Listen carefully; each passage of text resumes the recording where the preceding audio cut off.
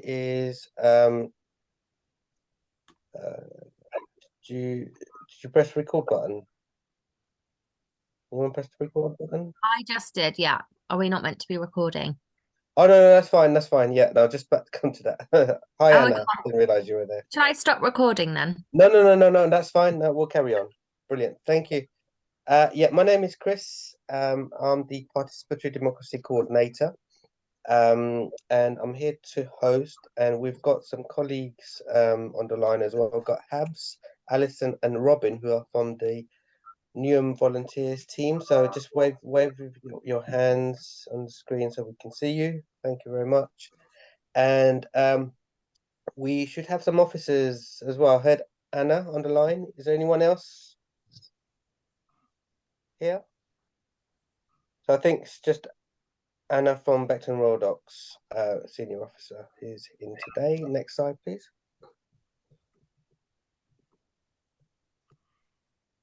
Sorry, it's not doing it when That's I all right. wanted to. That's okay. Just before we get started, you're probably used to this now. Some housekeeping. So the session will be recorded for those who couldn't make it. So make sure you pop your camera off if you prefer not to be recorded. But we do like to see everyone in the room. So if you can, do switch it on if you don't mind the recording. There will be some Q&A session as usual at the end of the session. So hold tight with your questions in the first part of the session, and we'll address them later on. Can I also suggest that any questions that you have that you put in the chat, just hold off and put it in the chat in the Q&A, because it just makes it a bit easier for us to track back rather than sort of tracking through the whole of the chat to find questions that we know that it's all coming through during the Q&A session as well. So that'd be really handy if you can do that. But if you really can't hold off on the question and you put it in the chat, there are some colleagues from that might be available to answer those there and then. The next thing is there's sometimes just kind of personal cases and it's quite specific to projects, some of these questions. If you think those are quite specific to your project and it's not really useful for anyone else, please hold off on those types of questions. You can get in touch with your neighborhood senior officer or manager for those specific types of questions. So today we're focusing on recruiting volunteers, and that's why we've brought in the Newham Volunteers team to help us with that. If you need any support during the sessions, just let someone know in the chat. Do keep muted, please, during the presentation while others are speaking, and during the Q&A as well, please. That's just a bit courteous to everyone if you did that. And then next slide, please. So the reason we're here today is to understand what volunteering means, and to guide you through on how to recruit and involve volunteers in your projects, and then to finally answer the questions to make you feel confident about using and recruiting volunteers and involving them in your projects as well. So that's the aim of today. Next slide, please.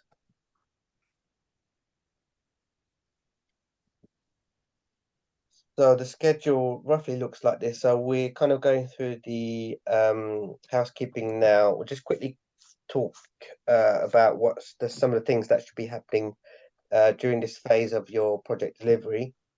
And then we'll go on to the volunteers team at around 6:15. So yeah, in about 5 minutes or so, that's perfect. And then just depending how long the presentation takes, we might come on to questions a bit earlier than 7 o'clock. But then that means there's more time for questions if there is a lot of questions as well. We want to finish by 7:30. We may finish earlier, just depends on the number of questions. So that's the schedule. The next slide, please. The things that should be taking place now, if you move on to the next slide. So just a quick recap that, make sure you sign your full grant agreement document and return it to your neighborhood senior officer and manager as soon as possible, please, because that's the main document that we're waiting on for people to get started. Also, in the grant agreement, there might be specific documents that is requested from you from each neighborhood. So just have a read through that and make sure you get those documents together to hand into your senior officer and manager for the neighborhood. If you are using Compost as your banker, there is another document, an agreement you need to sign, and you need to return as well to your neighborhood team.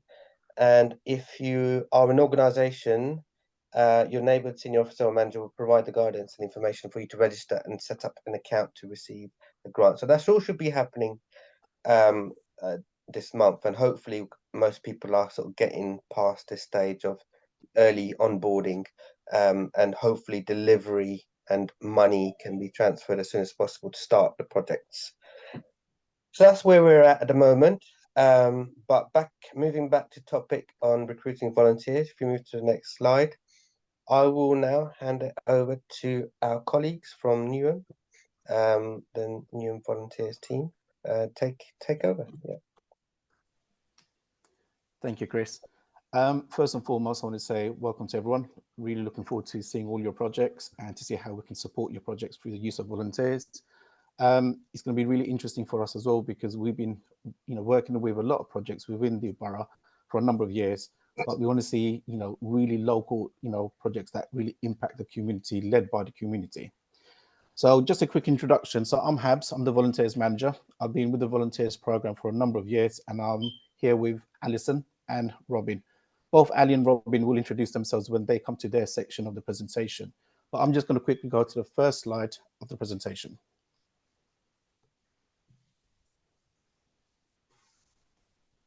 Okay, so volunteering in Newham.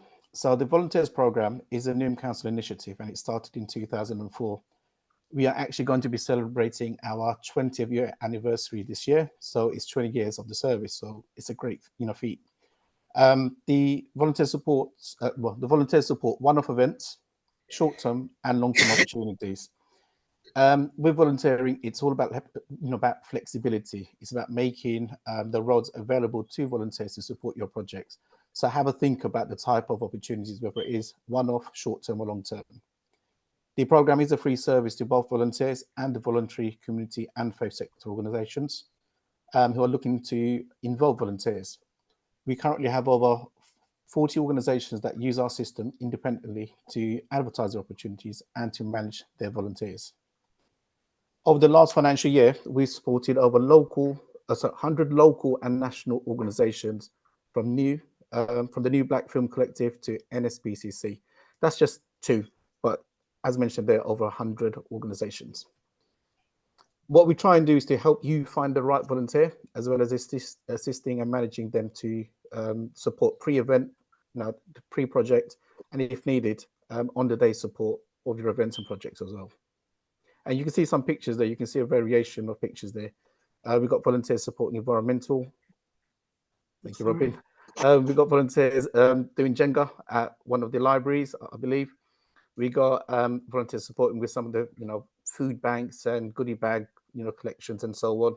And also we've got volunteers who've been met by the mayor. So a variation of opportunities that we've got. Thank you, Robin.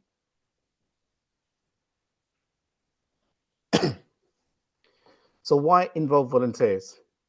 We wanted to play a video, a case study on Sue, but unfortunately, the video wasn't working well. It was lagging and the sound quality wasn't great either. So there is a link at the bottom of this slide, which will be shared with you. Have a look at the video itself and see how Sue has benefited from the use of volunteers. But just about Sue quickly here. So Sue runs Art for Fun. It's a community art group in Newham, and it meets weekly. The aim of Art for Fun is to provide a safe, supportive and social meeting space for vulnerable people in Beckton. It tackles isolation and loneliness and offers a chance for residents to develop arts and craft skills. So again, some really good, opportunities there that tackles the most vulnerable as well. In April 2023, Sue approached the volunteers team looking for volunteer support. She told us that she created and ran this project entirely by herself. This included setting up, running the group, as well as the admin and other tasks too. Since then, with our support, Sue now has 5 volunteers who support Art for Fun. The roles differ from assisting with the setup, admin, supporting with funding applications, and even supporting with updating the groups on social media. We also encouraged Sue to apply for the People Power Places grant, for which the group was successful. So again, you can see some images there. Volunteers really do make a significant difference to local organisation, especially if you're a small organisation looking for an extra pair of hands. They can make the difference between having a good event to a high quality event. And the right volunteer will maximise the sort of customer service that you can offer to residents. And also, as I say, the more numbers you have, the better quality sometimes too. So like I said, have a look through the videos on our YouTube link as well. Thank you, Robin.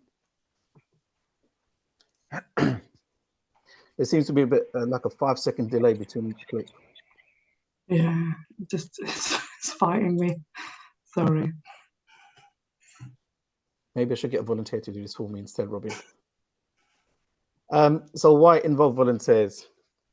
So volunteers are an invaluable resource who can provide much needed support for your organization and your project.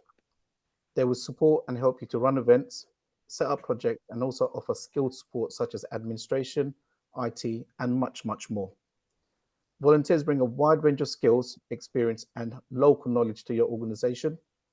And as residents, as well as the local knowledge, they know their community, they are passionate about the community, and they're also eager to help. By involving volunteers, you also offer an opportunity for volunteers to gain skills, gain new experience, improve their CVs, and also they give back to the community. So it goes hand in hand. You support volunteers, volunteers also support you too.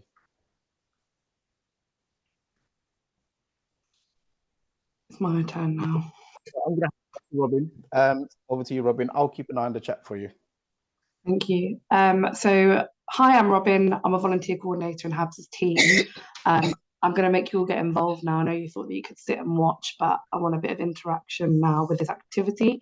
We're going to show you 2 examples of made-up volunteer roles, and I want you to either put in the chat if you don't want to say it out loud, or speak out. Hopefully that won't be too chaotic, and point out anything that you think might cause concern or has been missed or is inappropriate. So there's no wrong answers here. There's no stupid answers. There might be things that we might have a conversation about. So I think if you think of something, just go for it. So I'll go through it and then I'll ask for your input. So the first example is the Beckton Baritones. So Beckton Baritones are a local choir group for males aged 65 plus. Together they socialise and enjoy their shared passion for singing. They're holding a fundraising event at a local community centre to raise money for the centre where they meet as a group. There'll be singing, dancing, food, and a raffle draw. And the event starts at 4:30 and finishes at 11 p.m. And they've asked for 3 male volunteers. So what does the role exist of? So there's an application process. They've asked to send a CV, a covering letter. There'll be an interview before the event, and 2 references are required.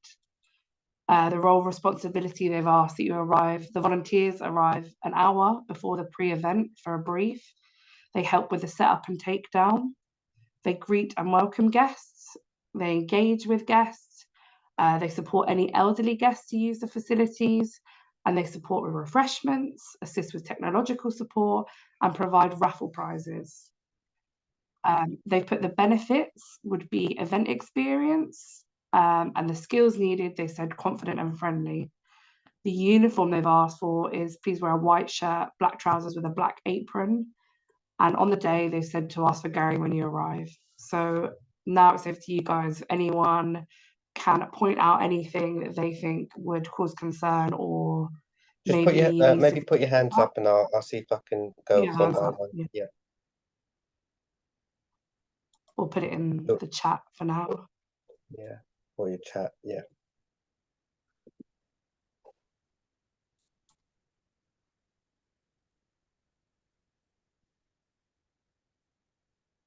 Got a hand up? Susie's got a hand up. Okay. Yeah, Susie? Hi there. Are they allowed to say they want just male volunteers, or is that against inclusivity? Yeah, that's one of the things we put. So I guess you'd have to justify it, why you'd want that. I think some roles are suitable for certain genders, but definitely it wouldn't, this one I don't think would make sense how they would be able to explain. So yeah, a great point. Why would they need to be male for this kind of event? Definitely, thank you. Anybody else? There's some in the chat. If you don't know how to put your hand up, just speak out. Speak out. It's no problem. Susie, can I just add to that with the inclusivity and everything? Sometimes we do get opportunities and events and roles where people are looking for female only as well. Sometimes it's just that, it's a preference that, people feel more comfortable with the same gender. So sometimes those roles do happen, but obviously it's one that, again, like I said, you need to consider it, look at the opportunity and make sure that it's right. And, it's not breaking any sort of barriers also. I can see Leah said the same thing about the male volunteers providing their own uniform. Exactly, there's quite a tall order to request the apron, the white shirt, the black trousers. I think if you're not going to supply it, you need to have a little bit more of a vague uniform. Dark clothes or one or the other may be too much, or the whole thing's too much, sorry. And the raffle prizes, definitely providing raffle prizes. And this is an actual real example that we've been asked for before. Volunteers that provide raffle prizes just wouldn't be appropriate. There's different ways that you would think that wouldn't be through the volunteers. Let's have a look. Thank you. Abel said, is there need for DBS? So it's a really great question. We haven't put that down as one of the issues here because they're never going to be on their own necessarily with the elderly people or vulnerable people. So it just depends on the scenario. If they were going to be on their own with some of the guests, there would be a potential for a DBS. Let's have a look. Safeguarding trained. Again, the same thing. I think as a volunteer, it definitely would be beneficial if they had safeguarding experience or training. But it's not necessary in this case. It would be the staff's responsibility to be the main port of call. They would just need to raise it to a member of staff. And I guess that could be included in this application process. They could have those discussions about what's going to happen on the day. Is there anyone else? Do you hear me if I speak? Yeah. Okay. There's quite a few things that I see wrong with this. I would consider them wrong. Firstly, they are getting these guys in from 3:30 in the afternoon with an hour of cleanup after 11. This is more than a full day's work. Yeah. It's like slave labor. Yeah. Secondly, this help with setup and takedown, that could get awkward with all sorts of things, depending on how big the stuff is they've got to move and where they've got to put it, how long it's going to take. Not enough information. Greet and welcome guests. What are the baritones doing? They're sitting around doing nothing against slave labor. Engage with guests. Maybe they can do that. Support elderly guests to use facilities. They are not carers. They shouldn't be doing that. Support with refreshments. Are they caterers? What do they know about doing refreshments? Technological support. You having to get obviously some kind of IT people in and provide raffle prizes. That's just taking the mickey, isn't it? This whole thing is so wrong. Anybody who goes there is stupid. Exactly, yeah. I like that. Brutal but true. Absolutely, some really good points there. I guess like one of the main things you say, especially like with the greet and welcome, we haven't necessarily put that, but it needs a bit more detail. You're right, what are the people doing there? There seems a huge amount of responsibilities for these volunteers to be doing. They're practically running the event. Thank you very much for that. I've got a couple more. What's Gary's surname? Exactly, very vague. If you get an answer Gary and people say, which Gary, who's Gary, we've got no hope there. Katie said CV and references seemed a lot. Exactly. This is a one-off event and they've asked for a CV, a covering letter, an interview and references, and then they're asking them to put down and take up tables. I mean, it seems a lot of things. I mean, there is a lot of responsibility. It seems too much of an application process for a one-off event. But great, thank you everyone. I'm going to go through what we've highlighted on there, but like I say, it's not all of those things. They're not all covered in this. There'll be other things as well. So we've said exactly as you just said, the time period is very long. 4:30 to 11:30 is a huge shift. Would you split that up into potentially a couple of different shifts if you really did need the support? And what about that finishing time? If you're expecting volunteers to be leaving at 11 p.m., there's a risk that that's quite late in the evening, safety for travel home, so things to think about. The free male volunteers, is it appropriate? Is it necessary that they would be volunteers? We're not saying you can't do that and you can't specify, but there would need to be a reason for that. You would need to be able to explain and justify the reasoning for that. The application process, too much going on for a one-off event. Arriving an hour before for a briefing is too much, I would say. We say about 30 minutes before the event would be appropriate. I don't think for this kind of event there would be that much of a brief to go through all the steps for an hour. Again, supporting elderly guests, exactly as you said, you're not a carer. It's not the volunteer's responsibility to take anybody to the toilet. It wouldn't be appropriate for them to be doing that. Assist with technological support. So a bit of, as you said, with the greet and welcome, technological support is very vague, and it kind of is in the one responsibility here. Some people might be good at the engaging and helping with the setup, but they might not be technologically savvy, so you might need to have a bit more specification there. And then the provide raffle prizes, that's not appropriate. Benefits, so what we said actually, the benefits is not enough there. They've put event experience, but for that period of time they haven't mentioned refreshments, any kind of actual, all these different types of things that they can be involved in. We think the benefits need to be more than one thing of event experience. Whilst that is important, it's not enough, I don't think. Uniform, which we mentioned, and asking for Gary when you arrive, which you mentioned. So thank you. And then the second example, so this is a local food poverty charity, East Ham Egg and Chips, who are looking for regular volunteers to support with food collection, sorting and distribution. Every Thursday, they collect surplus food from local supermarkets and shops. Volunteers deliver the food to the church hall, where the items are checked, sorted and packed into bags. And then later that day, residents can attend to be given a bag, and some are home delivered to the residents who cannot attend in person. They've asked for regular commitment with a minimum of 8 sessions a month for 6 months, and are constantly recruiting volunteers for this role. Okay, so the application process is just an apply and a brief interview. The role responsibility is collect food, packing the foods in bags, distribute food bags, and deliver food bags to residents who cannot collect. The benefits are to help reduce food poverty, support your local community, expenses for travel to the church hall are reimbursed. Gonna freeze. The volunteer type of person and skills needed is they've asked for friendly, empathetic, able to work independently, and volunteer needs to have access to a vehicle to collect food. Uniform, a t-shirt will be provided, and no open toes. Please contact Stacey with this number or email if you have any questions or issues. Oh, spoiler. Okay, that's it. And anybody got anything, any comments about this one? Hands up or in the chat.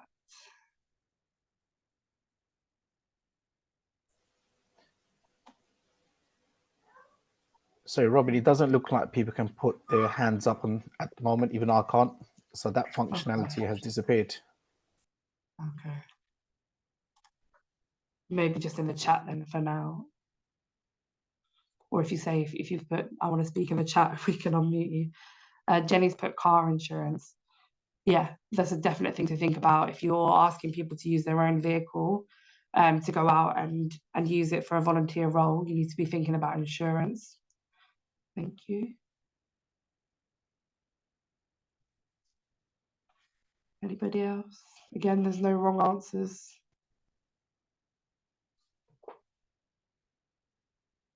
I think Susie's waiting with her hand there as well. Yeah, I was thinking it's a bit much to ask somebody to use their vehicle and their petrol to go around collecting food. So unless that's reimbursed on top of the travel to the church, I would think that was unreasonable. Yeah, absolutely. And it doesn't mention that anywhere. It just says that they need to have their car need to use it. No kind of offer of anything like that. Exactly. Yeah, great one. Thank you. Just unmute yourself and ask directly if it's easier as well, just to mention. Hannah's put no food experience asked for. So I guess that does depend on this one. There would need to be, I guess, some experience. I think there's a brief interview to talk about the kind of skills that you have. They're not cooking anything. I guess this is a bit more about sorting and arranging things. So it could be that there needs to be a different type of experience that would probably need to be listed in the kind of skills needed section. Leah says perhaps it should specify provision of expenses, meal.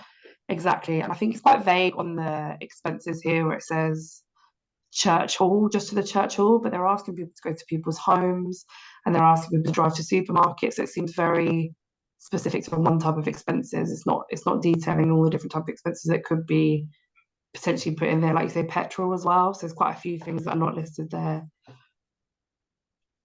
Thank you. It's also Anybody rather else? a lot of sessions, 8 sessions a month for 6 months. It's 48 Huge. days they've got to be there, drive their cars around. This is Beckton, they've got to deal with the iniquitous permit system. All sorts of things can go wrong there.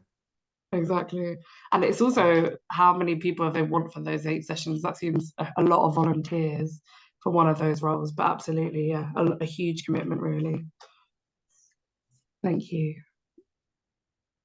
Wear and tear of vehicle hubs get involved yet? Okay, I'll go for it if nobody else. I don't think so. So we've put, yeah, the same straight away, the same thing as you said. A minimum of 8 sessions a month for 6 months is quite a high ask of people. I don't think there's any issue with having a minimum commitment, especially if it is an ongoing thing and you kind of want to build up those skills. But I think flexibility is probably more appropriate at this point to go through those paths of putting people off before they've even got into it. If I read that, even if I did end up doing 8 sessions a month for 6 months, it feels a lot to have to put that pressure on. So just a bit more flexibility. The role responsibility, I think this role responsibility is quite vague. Collect food is very vague. And also it feels like potentially 3 or 4 different roles rather than just one. I think asking for someone who can drive, has a car, can pack, is willing to go and travel to people, all those different things is too much to ask of one specific type of person. I think you'd be looking for multiple types of volunteers or multiple volunteers, sorry. What else have we said? So delivering the food bags to residents who cannot collect. I think this would be something that would need to be thought about as well. Potentially going to people's homes, what happens when they get there, if they live in a flat, the accessibility, those types of things are worth thinking about. As we said, the expenses to the church hall, just specifically for that, it should be for all travel or all potential costs. The vehicle, as we said, exactly the same. So that one is a little bit better than the previous one. So we have just done some, thank you all very much for your input as well. We've done a couple of do's and don'ts, just a vague one, just to keep in mind when you are looking for volunteers and advertising your volunteer role, wherever you advertise it. What we said is be clear about the details, the location and the responsibilities. You don't have to put a load of detail, but you do have to be clear, I'll say, from the beginning. In the same sense, cover all bases and be honest about the role. There's no point putting things down, not putting things down, but then expecting a volunteer to do it. I would be clear from the beginning that there's going to be potentially this, this, and this. List all of those responsibilities so that you're covered. The third one is ask yourself, would I want to do this role? Sometimes we get certain volunteer roles to advertise that don't sound fun, and there's no benefits to volunteers, there's no perks to them giving back to the community, and as we said before, not appropriate. So just ask whether you see yourself doing that role or somebody that you know would want to do that role. Number 4, so explain the benefits. We all know, especially anyone that has done any volunteering or been involved with volunteers, how many benefits there are, and it's worth just explaining, even if it's no physical benefits and rewards, it's worth mentioning. It will make you feel good, what difference they make to the community. List all the benefits. Number 5 is, if you say it, do it. It's pretty much as we said before. If you say you're going to do this, you're going to provide something for them on the day, make sure you do it. if you want retention and repeat volunteering, you want to ensure that you're being as accurate as you said you were. And the last one is specify the type of volunteer. If you're looking for someone very skilled, make sure you're listing that. If you need someone with certain character traits, list that. It's important at this point to recruit the right person, and the more specific you are, or the more you think about the person that you want to help you out with your project, and you know, communicate that, the more likely you are to get the right volunteer the first time. And some don'ts. So although I've said be clear and cover all bases, don't write a never-ending essay, I think it's easy to try and write a full history of the project and what's going to be involved, but actually those kind of discussions can be had at the next stages and the next recruitment process. If there's a lot of reading, most people are not going to read it, even if it is the best role. If I've got to read an essay beforehand, I've already zoned out and moved on to the next one. Don't assume ability or understanding. I think we have a lot of volunteers with such a diverse culture, people that don't have English as their first language, people with additional support needs. So if you think you're making it clear, just check in. Some of those volunteers that are quite quiet, that could just get on with it, they might understand, some of them might not understand, but not be willing to ask. So just make sure that everybody does understand the responsibilities you're giving them. The third one says very similar to what we said on the do's, don't alter or completely change the role on the day. So if you've recruited volunteers to come to your event and support with registration, don't then stick them on toilet duty. That's pretty self-explanatory, or vice versa, you know. Don't have or set unrealistic expectations. And that ties in with the last point, really, that projects should be able to run with or without volunteers. So we want you to include volunteers, but they shouldn't be running your project. They shouldn't be doing anything that you wouldn't be able to. The project should still run without them, is what we're saying. And now I'm going to hand Robin, over. can I just quickly jump in there quickly? Sorry.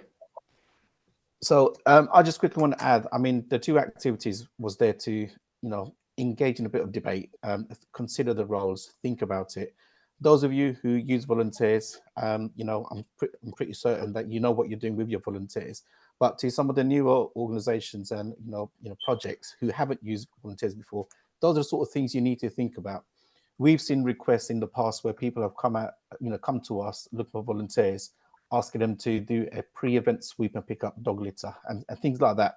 So these are jobs and roles that they wouldn't want to do themselves, but they thought, let's get volunteers to do it. So it's just about having to think about the role. You know, it's about supporting our volunteers, making sure that a number of things, the roles of value, adding value. The volunteers leave thinking, you know what, that's a great use of my time. And they also leave thinking, right, I've made a positive impact. Those are the three things that any role should, you know, work towards. So it's really about that. So like I said, if you're doing it well, carry on doing it well. If you need a bit of support and advice, we're here to, you know, offer that support and advice too. Thank you. Thanks, yeah, so I'm just going to move on to Alison. Thank you. Hi, thank you, Robin, for that. That was great. So I'm going to talk a bit about how to support volunteers. As external organisations and project leads, it's your responsibility to value, appreciate the volunteers. And there's a few things that we've put together here that are things that we'd like you to consider when you are recruiting volunteers, and how to support and assist them on their journey, because obviously the ultimate goal is for them to have the best volunteer experience that we can give them. So we've put together a few things that you should consider, and how you can support volunteers. So starting with inducting them. So this would be things like a site tour, getting them to come to the premises, showing them around, building up a bit of a rapport with them, finding out what their skill set is, how they can support your organisation, and just having sort of general initial sort of conversations with them. The onboarding process would be things like meetings and informal discussions that you'd be having with them. So you want to be in constant contact with the volunteer, make them feel that they're in the loop, they know what's going on, and you're giving them as much detail on that as possible. Any briefings that you need to do, you'll need to be giving them examples of what their role is going to be, what tasks they're going to undertake, making sure that they're happy with those roles, that they understand what it is that they're going to be doing, and that they're comfortable and feel competent about taking on those roles. So giving them a really good description of what they're actually going to be doing. Timelines and lead up, so you'll be telling them obviously when they're going to start, what days, how often they're going to be coming in, what times they're going to be coming in, if there's any flexibility at all around that. Any training that's required for that role would be your responsibility to deliver that training to them. So obviously in a safe way. So if there is any training required, we would expect you to be delivering that, and just making sure that the volunteers feel confident and comfortable with what they're undertaking. Communication, you're the first point of contact, being the project lead.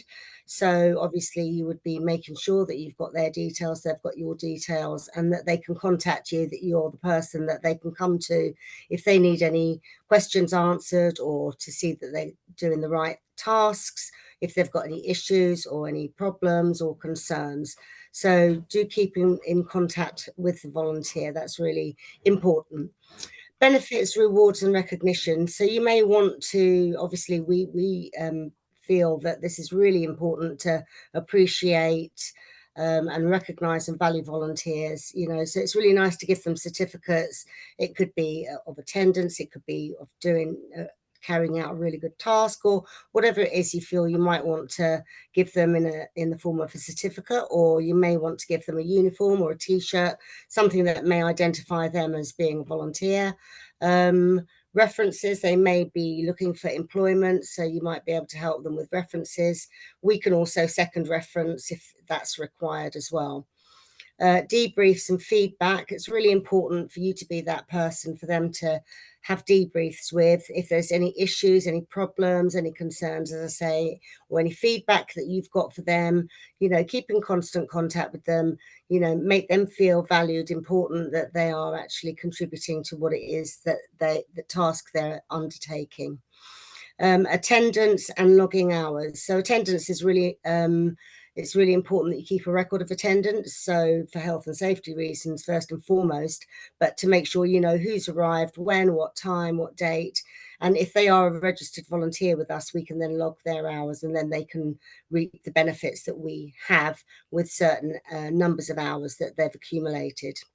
So that's just an idea of some of the things that you should consider when you're trying to support your volunteer. Really important to just keep in contact with them, make them feel valued, supported, and know that you're there to help them if they need or require your help.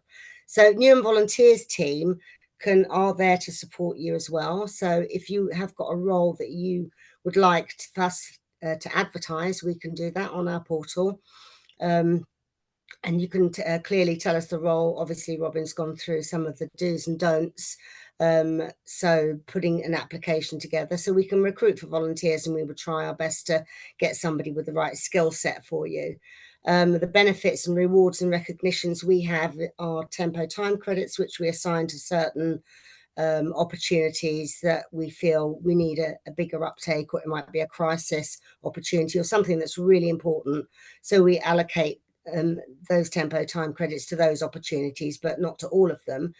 We have certificates at events such as National Volunteers Week, International Volunteers Day. So again, it's really nice for a volunteer to receive a certificate of what they've contributed to the community. We have a uniform for volunteers, so we have volunteer t-shirts. If they accumulate a certain number of hours, over 40 hours, they can choose coloured t-shirts of their choice. We have 5 different colours, which is really nice. So it also not only identifies the person as a volunteer, but different colours show that they've done a certain number of hours if it's not the green ones. And we can also offer standardised references. Again, if they come to you as the first point of contact for a reference, we can also, if they need a second reference, we can also offer standardised references as well to support that if they are looking to go into employment. Safeguarding and risk assessment. So we run a number of safeguarding workshops. We run them every couple of months, and it's around safeguarding adults and child protection. And so volunteers can take up those opportunities through our programme. And risk assessments, that's something we can also support you with. So if there's any risks involved, you know, it's really important to have a risk assessment so that you can put measures in place in order to deal with those risks as and when they occur. Can you go to the next slide, please, Robin?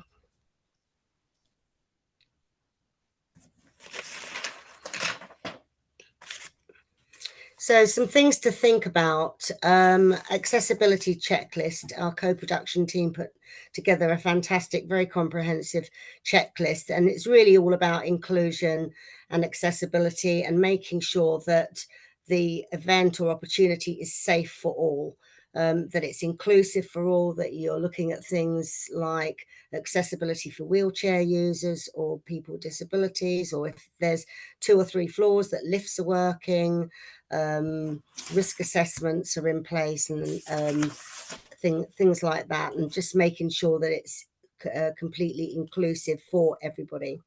DBS checks, we can do DBS checks, but they are usually only if the role does require it and if they are registered on our programme. Expenses for travel, food and refreshments. As you've received funding for your projects, I would imagine that you would have had an allocation in there for expenses for volunteers. So we would expect you to take up those expenses for travel, food, refreshments on production of receipts or whatever stipulations you would have in place for expenses.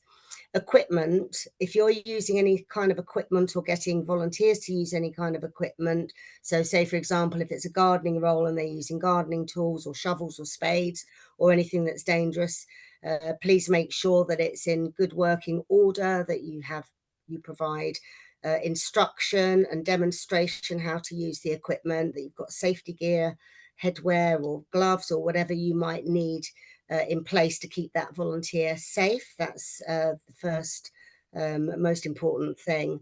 If it's on a digital platform, make sure that you've got the right computers, mouse, chargers, make sure that you're following GDPR, data protection, all those sorts of things.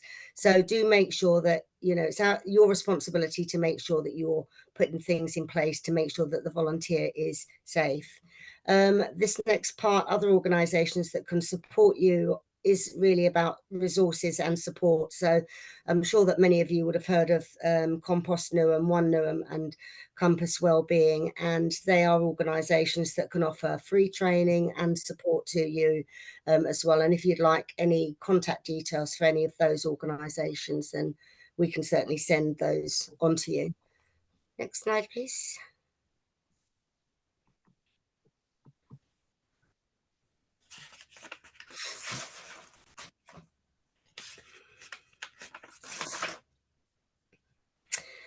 Where and how to find volunteers? Well, obviously, you know that you can come to Newham Volunteers. We advertise through the website, through our social media platforms, posters, leaflets. We've got screens up in libraries.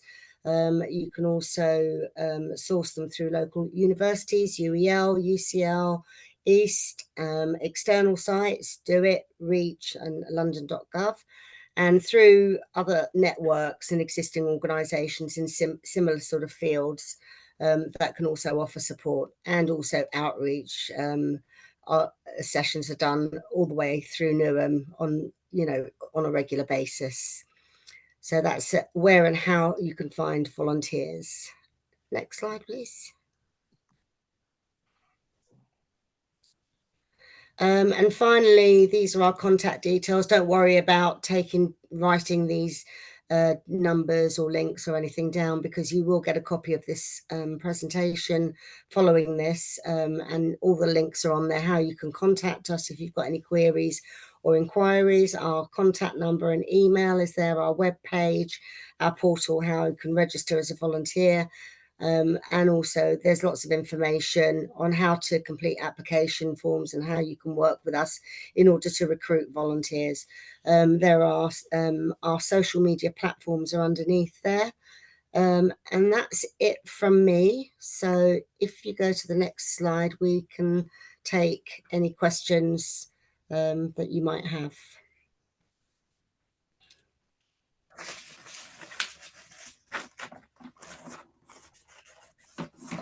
Anybody got any questions? Yeah, can I just suggest just take yourself off mute? I think people might be struggling with finding hands to put up and stuff. So just take yourself off mute and just ask a question.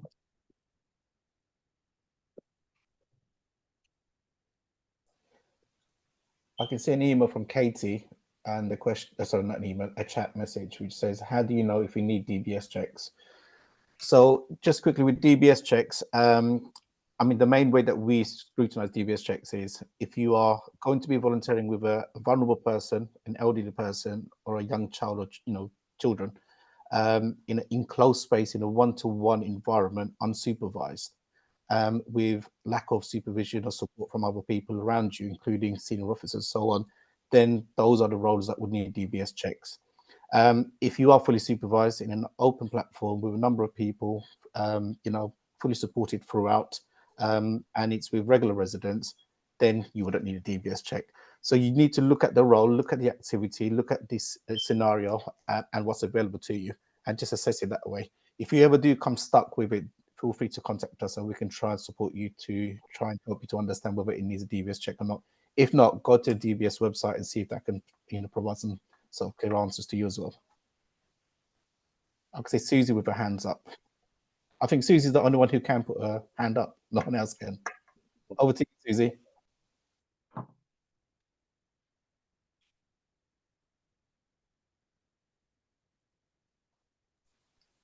Susie, you there? Sorry. Oh, I didn't realize I was. Anyway, I wanted to ask if you wanted to target a specific type of group to volunteer. So, for example, if you wanted to give opportunities in the gardening area to people with disabilities or people with autism, you wanted to have a quiet space where people could volunteer because they can't take the noise. Are you able to do that, or is that not considered inclusive?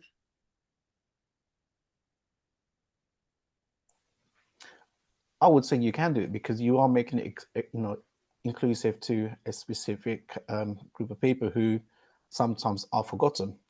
So I would say it's absolutely fine to do that. You might want to advertise it and make sure that people are aware of, what times or what day these opportunities happen and who it's for. But I can't see any reason why you need to, worry about it or consider anything else. If anyone thinks differently to that, feel free to use this platform to, let us know as well whether you agree or disagree. Thank you.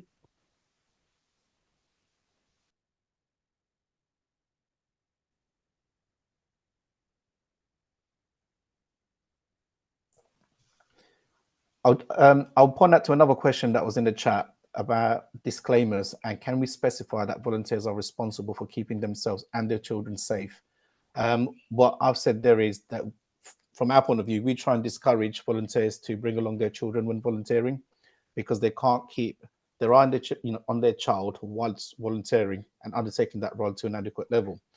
So instead, what we'd say to that particular volunteer is, don't bring your child, or leave them home with someone else. But if you are going to bring them, come as a resident and enjoy the activity. Also, should that child have an incident or an accident, something was to happen, obviously that's another sort of level of seriousness that needs to be considered. It could be affecting your insurances and also all sorts of other things. So again, we discourage volunteers coming along with children to volunteer.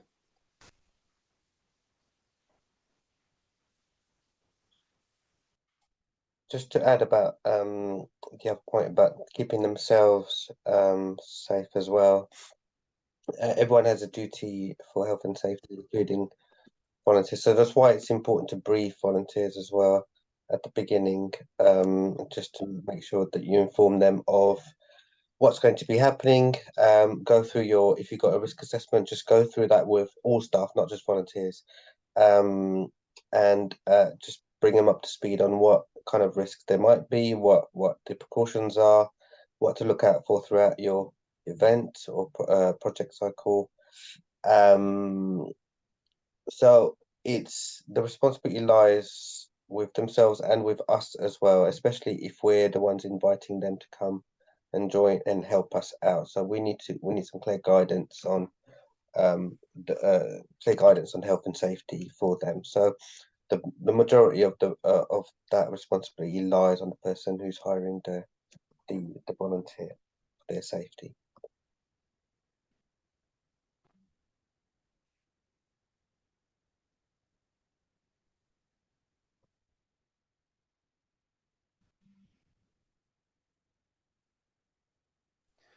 There is another question in the chat.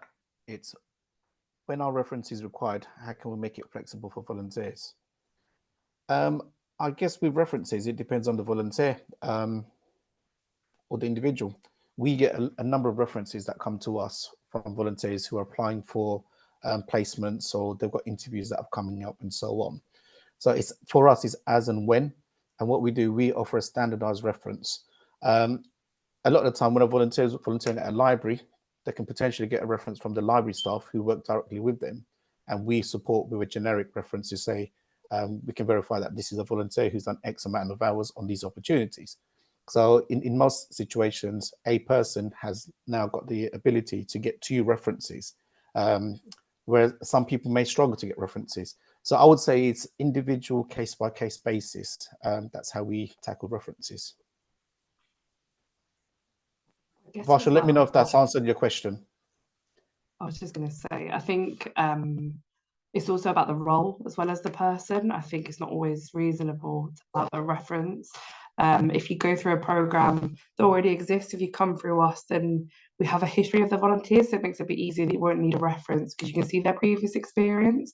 So I think it depends what path you go down and what the role requires, whether a reference is necessary. If it requires certain skills, then you may want a reference to be able to get evidence that they do have the skills that they claim that they have. So both ways.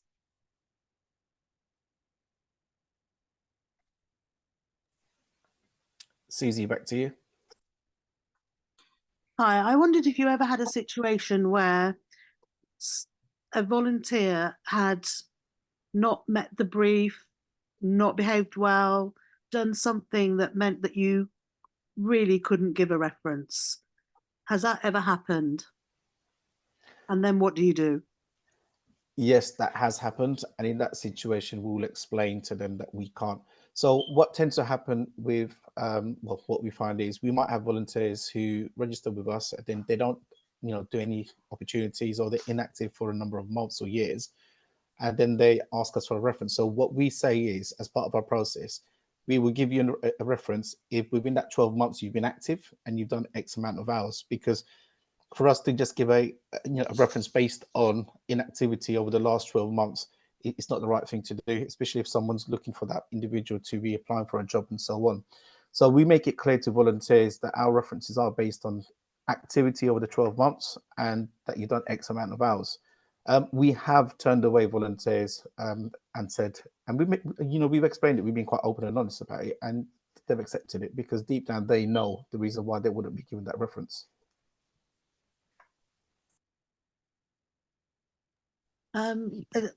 Okay, so that's I understand that's one way, but what if they haven't been able to meet the brief, etc., for a legitimate reason? Maybe they've got some behavioral issues, maybe they've got some medical condition, there could be an array of reasons why they found meeting the brief a challenge. Would you still deny them a reference? I'll be honest with you, we haven't come across that one. We haven't come across someone who's requested a reference where they've not met the brief or had bad behavior. I mean, it's something that we'll have to look into ourselves because I don't have the answer for it. Because in terms of reference, we do have an obligation to provide a basic general reference to confirm that this person is a volunteer with us. They've done this event and done these hours. But in terms of a full-on character reference, we don't do that. We don't go and talk about strengths or weaknesses and whether they've met briefs. So that's something that we need to look into, and we can come back to the group and just explain what our process will be with that. Okay, thank you.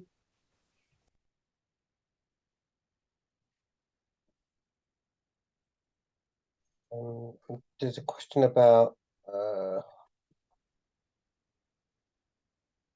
getting volunteers to sign a disclaimer after a briefing. That's something that you would suggest. Jenny, could you expand on that, please?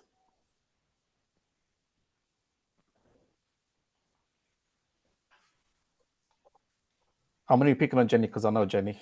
Come on, Jenny, you can speak.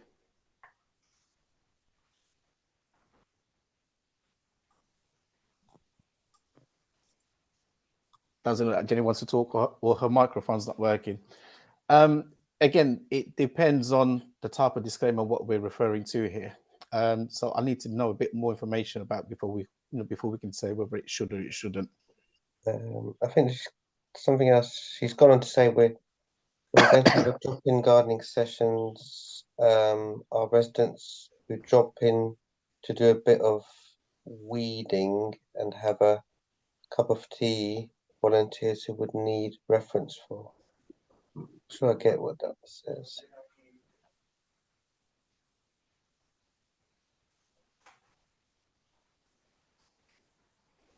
I would say, so I think the way I've read it is we're going to have a drop-in gardening session.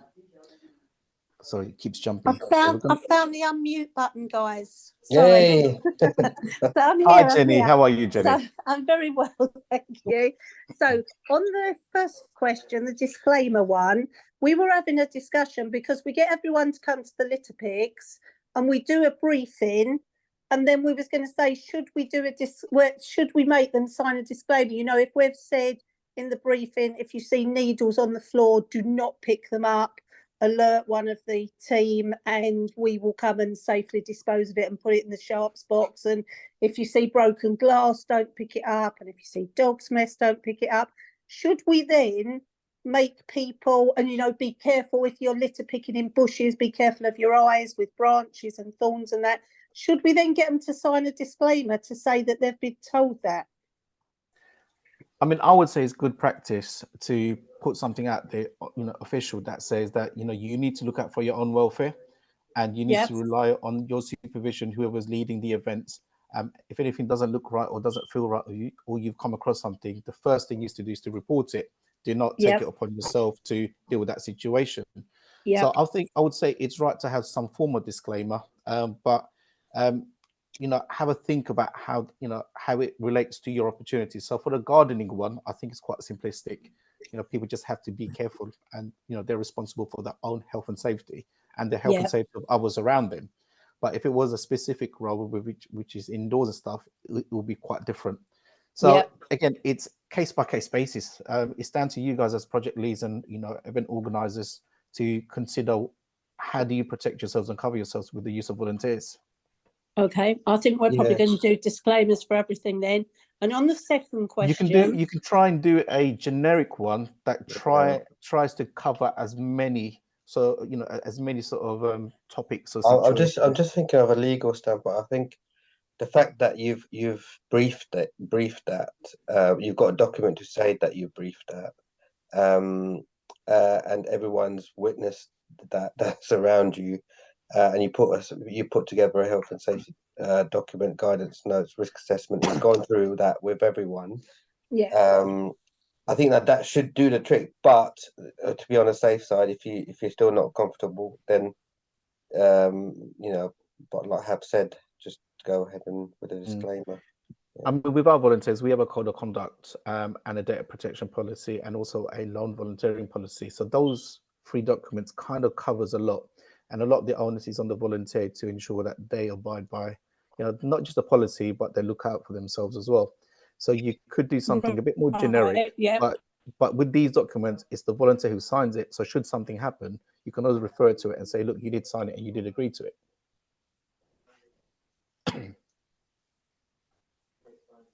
Yeah, that's what we was thinking. It's like belt and braces. We're then covered. We've covered all bases. We thought we've told them and we've got them to sign it so that we've got the proof that they you know, they say that we'd briefed them correctly and they were aware of it. So I think we'd do it anyway. I think the answer is it's not going to hurt to do it. And for what we're getting them to do, it's probably not over the top, where they might be coming into contact with needles or toxic waste or something, mightn't they? Yep, I would say so. Okay, brilliant. And on the second question, it was, yeah, if we're doing a gardening session and we say drop in gardening session, come along, do some weeding, plant some bulbs, have a cup of tea. Are those volunteers, do they need to be referenced? Because the insurers were telling me yesterday they did. And I was saying, well, that's ridiculous, because how do we know who's going to turn up? We can't reference them in advance, can we? So I just wondered, has anyone else had that? Has anyone else's insurers told them that? I mean, let's open up to other people, because I haven't come across that. We have drop-in gardening sessions at the Rainbow Garden in Brampton Park, and our insurance hasn't asked us. But surely, if people are dropping in to garden, they're not volunteers. This is what I was saying to them. Technically, although we're saying it's volunteer gardening, they're not volunteers. They're participants in an activity. It's a community drop-in. You're volunteering for people that came an hour early up with you. And set up, yeah. That would okay, so my understanding is the same. I've put that back to the insurance and I'm waiting for them to come back to me. Yeah, no, I think you're totally right. So maybe try another insurance and see what they say.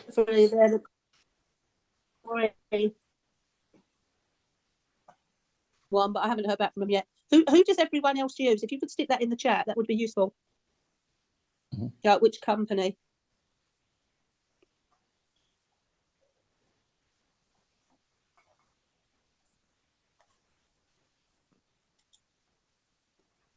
And yeah, thank you everyone. I think that's all my questions.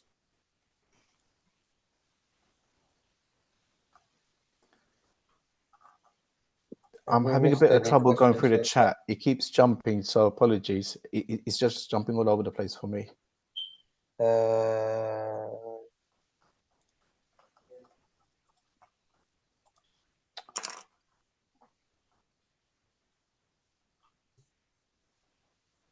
So how do we get the DBS volunteer sent to us before we start? This is one of the requirements by the PPP.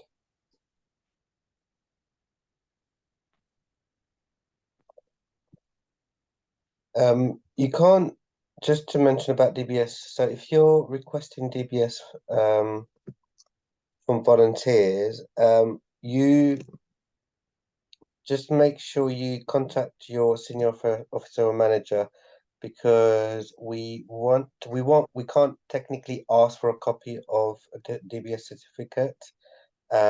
We can say that we've viewed it or we've taken the reference number just to check that it's still valid or it's been conducted. So speak to your senior officer about how to make sure how to check for DBS if you're hiring volunteers. So we may need to get involved with that particular aspect of it. And just to add about DBS checks, sometimes DBS checks, once the application process has gone through and it's been authorized, for some people it could take a month, others it could take longer. It all depends on if that person's had a name change, whether they've lived abroad or they've moved multiple times. So depending on those factors, sometimes DBS checks can take a lot longer as well. So again, you probably have to factor this in with your projects, that DBS checks may be reliant and dependent on a person's movement and name change.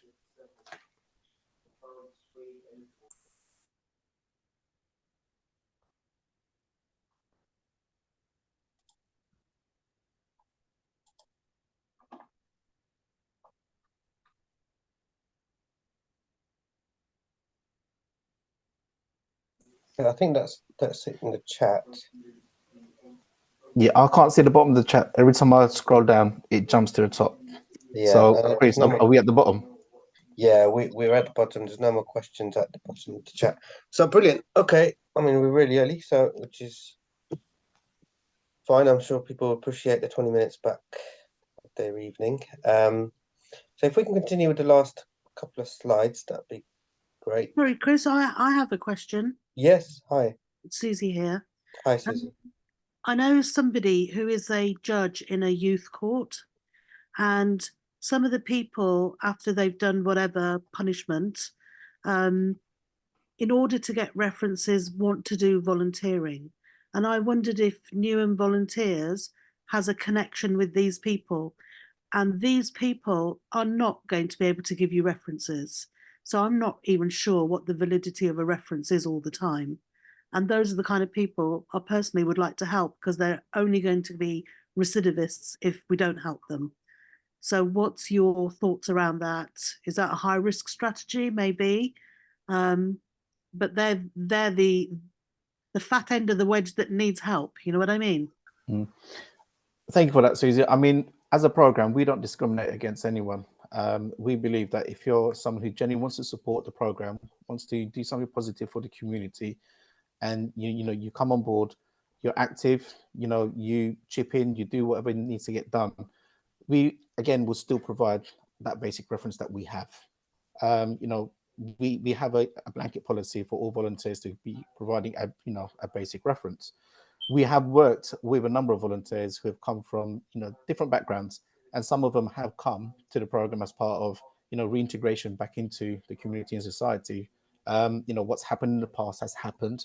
Now it's time to move on, and we've seen people flourish.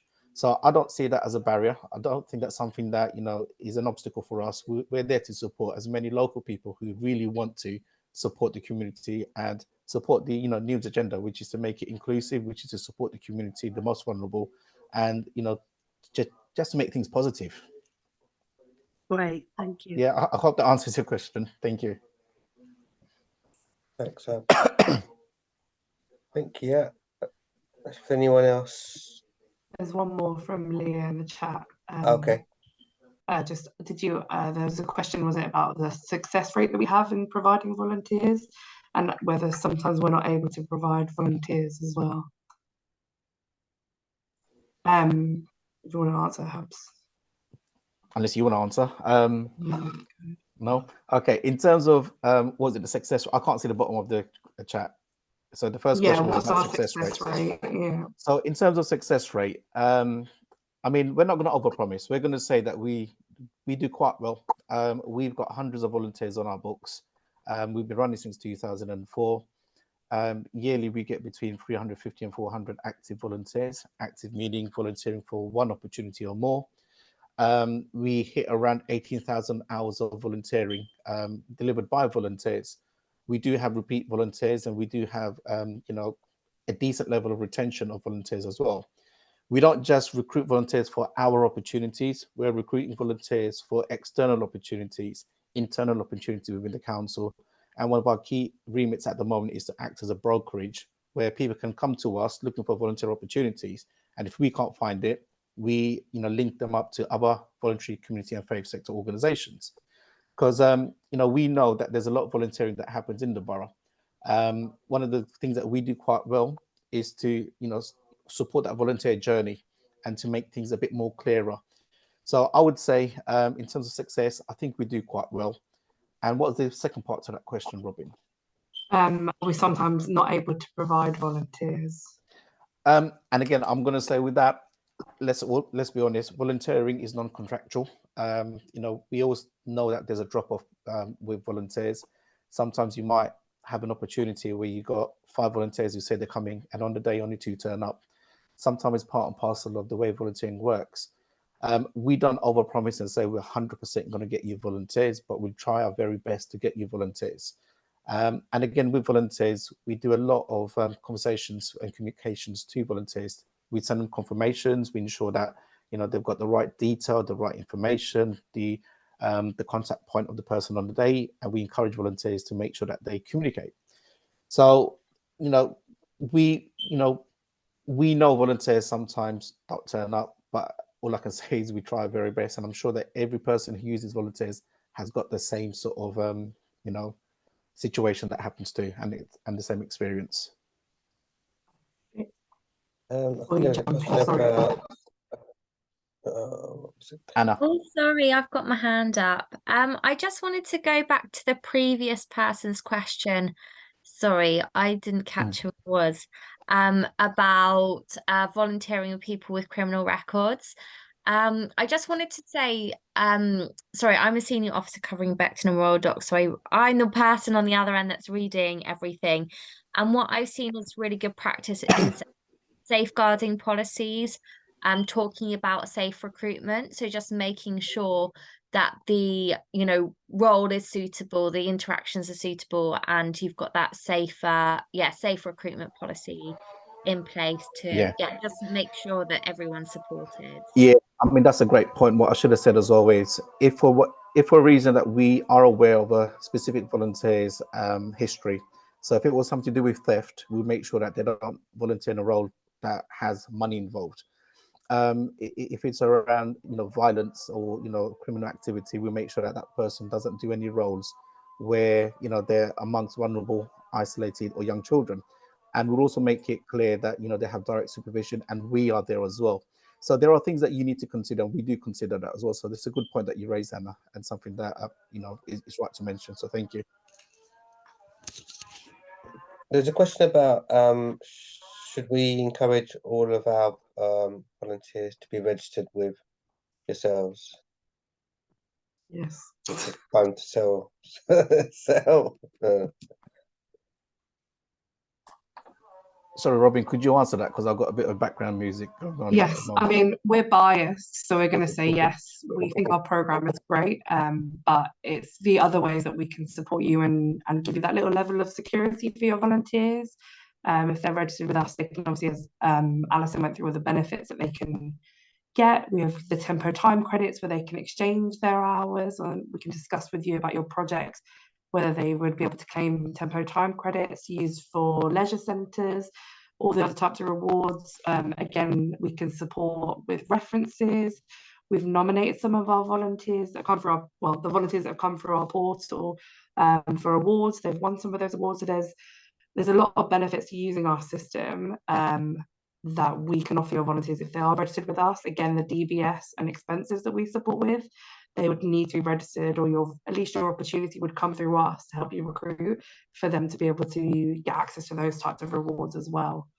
But again, I think we were always going to say yes. So, I mean, just to add to that, we can set you up on our system so that you have your own login, your own organization, your own pool of volunteers, and these volunteers won't be tapped into by other organizations. It just means that you've got a system that is specifically set to manage volunteers, manage your opportunities. You can look at that volunteer journey and get our support as well.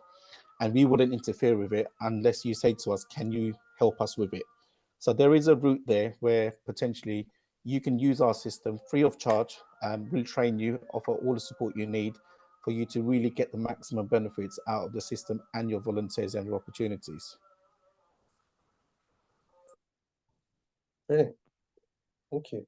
I think that's it, unless anyone wants to shout out now. No? Shall we move on to the next slide? yeah.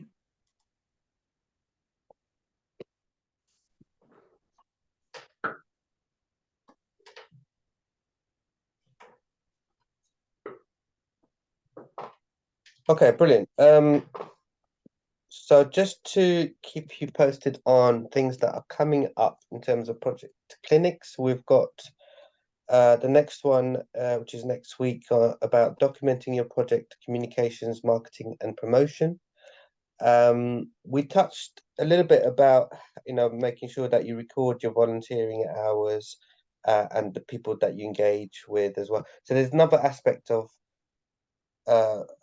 things that we would like you to do throughout your project's life cycle is to make sure that you document the level of engagement that you have with the community. So and also using volunteers as well. So it'll be good for us as a program to be able to say at the end of this year that we, as a program in Newham, we've reached out to X amount of people, we've helped X amount of people, we've trained X amount of people, or this number of people have become a lot healthier, more confident.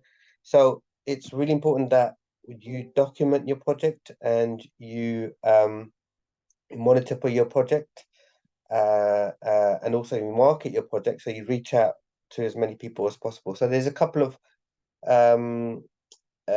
evening clinics planned for the 15th and the 21st of February. So the first one is about documenting your project, your communications and your marketing and your promotion. And the one on the 21st of February is about evaluation, monitoring and learning. So again, that's about more about the documenting, more about the monitoring and the stats. And then we've got some more lined up in March, but I will get those dates out as soon as I can. We're just trying to work with colleagues to see who can support us with those particular ones. So thanks for joining us today. Your neighbourhood officer will inform you once these dates are confirmed. So yeah, we'll send these out to everyone. And then there's a question with Jenny about contact details for the volunteers team. Is that right? So that's on these slides, aren't they? Yeah, I'm sure I saw those earlier in the slides. So I'll send these slides out along with the recording. Just give us a chance, about a day or so, just to get the recording up onto a YouTube link, and then we'll send those out to everyone along with the slides as well. So you'll be able to get the contact details for the new volunteers team through that. And then next slide, please.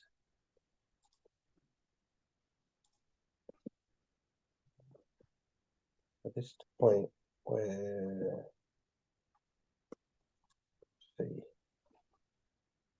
so if you've got any further questions, get in touch with your community neighbourhood senior officer or manager.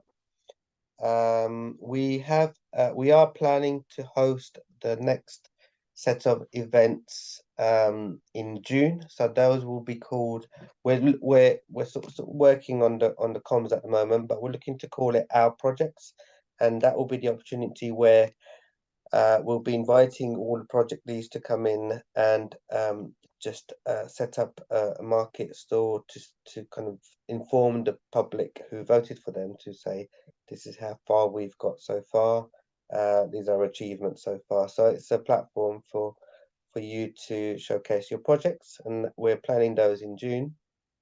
Again, dates will be communicated very soon, and good luck. We've got the next slide. This is where I post. Brilliant. So thank you very much for attending today. I will be just trying to find a link now for the feedback.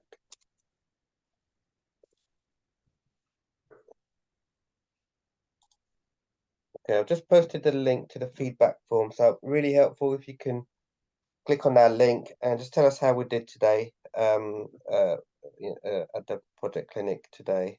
And then I hope to see you all on the next one, which will be next week. But in the meantime, yeah, we'll send these out to you with all the contact details, so that you can get in contact with the new volunteers team as well. So if that's it, thank you very much, everyone. Enjoy the, well, 7 minutes left now, so enjoy the remaining 7 minutes of your time. So speak to you all very soon. Take care. Good night. Thank you, everyone. Thank you. Take care. Thank you, everyone. Bye. Look forward to working with you in the future.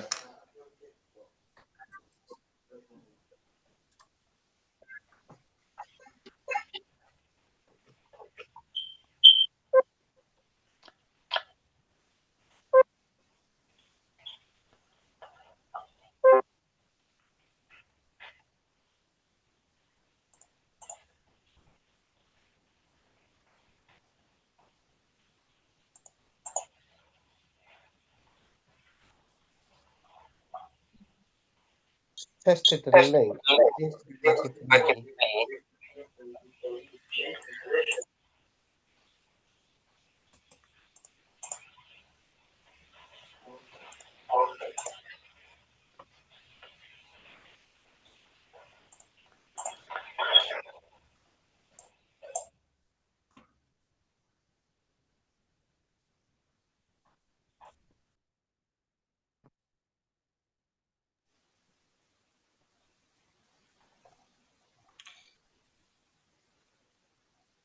Right, is that everyone out?